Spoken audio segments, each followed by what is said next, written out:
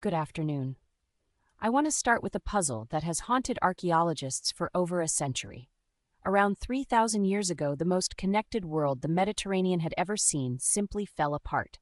Its cities burned, its trade routes went silent, and its writing systems vanished within a few generations.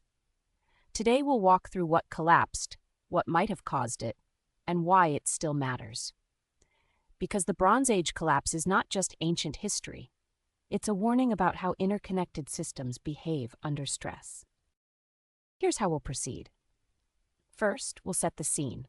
A golden age of palaces, trade, and diplomacy. Then we'll trace the collapse itself, a wave of destruction that moved across the region.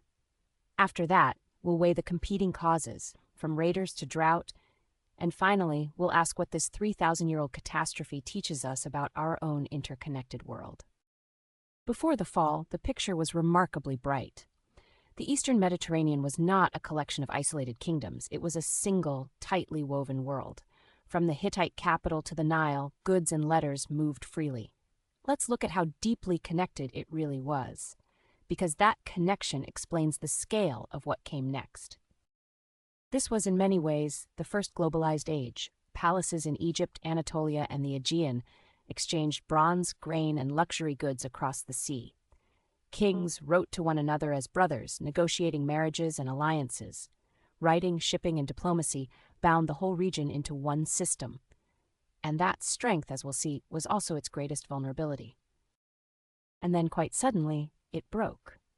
Between roughly 1250 and 1150 BCE, the system came apart at a speed that still surprises researchers. Cities burned, palaces emptied, and the diplomatic mail simply stopped. Let's look at the scale of what was lost in that single century. Here's the timeline in a single frame. Within roughly a century, from about 1250 to 1150 BCE, major cities were destroyed, and entire civilizations fell. This was not a slow, quiet decline. It was a violent unraveling. The palace of the Hittites, the citadels of the Mycenaeans, and the heart of a weakened Egypt all reeled. Keep this century in mind because everything else we discuss happens inside it. Scholars often picture the collapse as a wave. Destructions appear first in the Aegean around 1220 BCE, then sweep over Anatolia, down through the Levant, and finally reach Egypt by about 1170 BCE. Not every site burned, and some declined slowly, but the overall direction is unmistakable. By 1150 BCE, cities stood empty and writing itself began to fade. Notice the motion. This wasn't one event, it was a cascade. One of the most tantalizing pieces of evidence comes from Egyptian records, the Sea Peoples. Ramesses III's inscriptions at Medinet Habu describe a confederation of raiders arriving by land and sea. But who were they? Their origins are still debated, and here's the key question. Did they cause the collapse, or were they themselves refugees fleeing it? The answer matters for the whole story. Climate data adds another layer.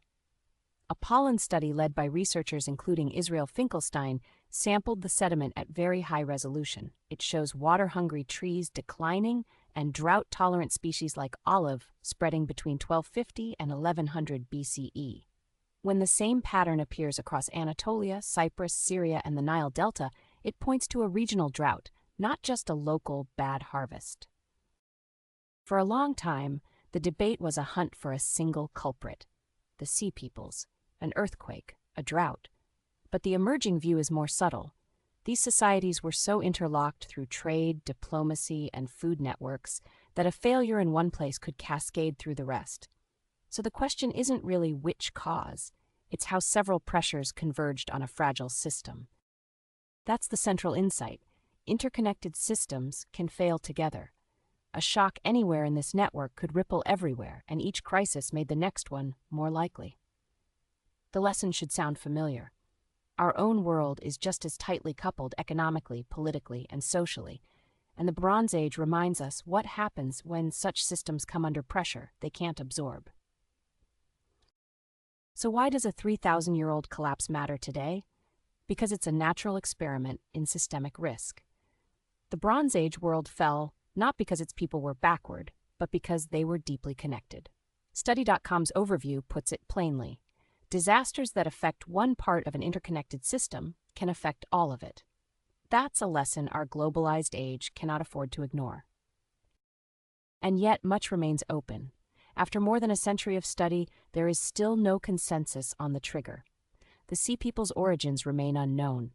What we have is a warning from the archaeological record and a series of questions that scholars are still working to answer.